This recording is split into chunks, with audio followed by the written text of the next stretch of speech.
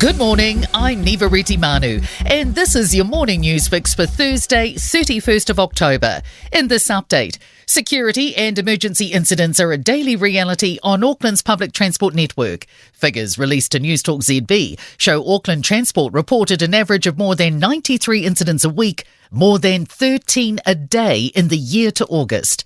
Business reporter Michael Circle has this exclusive report. Security incidents on trains averaged 83 a week, including almost 3 incidents of assault, robbery and theft. Emergency services were notified about incidents on buses more than 9 times a week and incidents on ferries more than twice a week. Shock over an out-of-the-blue decision to move Auckland Speedway from its home of 95 years. This summer season will be the last raced at Western Springs, with Onehunga's Waikaraka Park taking over next year. Councillors voted 11-8 in favour of an $11 million upgrade after 7 hours of debate. Councillor John Watson says a lot of people didn't have the faintest idea this was being considered. A Dunedin charity fashion show raising money for suicide awareness has caused a stir over its bid to sell booze. Police say approving a licence for Saturday's event would be inappropriate and harmful, given the link between suicide and alcohol. The District Licensing Committee decides tomorrow.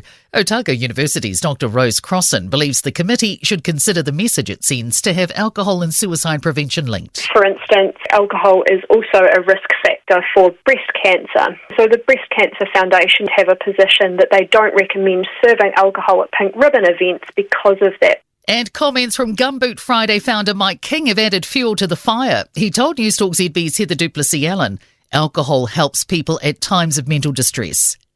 A view that New Zealand shouldn't close the door to India, even as it appears to call on trade. Indian media is reporting that its Commerce Ministry is rethinking trade strategy and is pausing talks with small countries.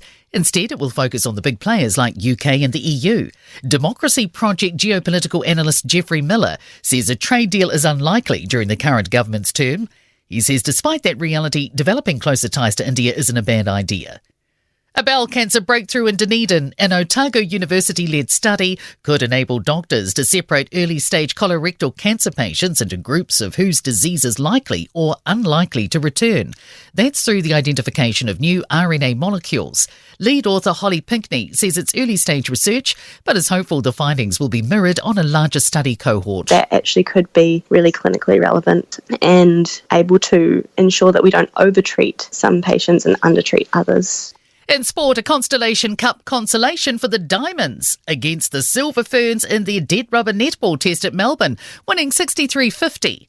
One former US Open winner out and another in for next year's ASB Tennis Classic. Bianca Andreescu will return as a wild card, but defending champion Coco Gauff won't.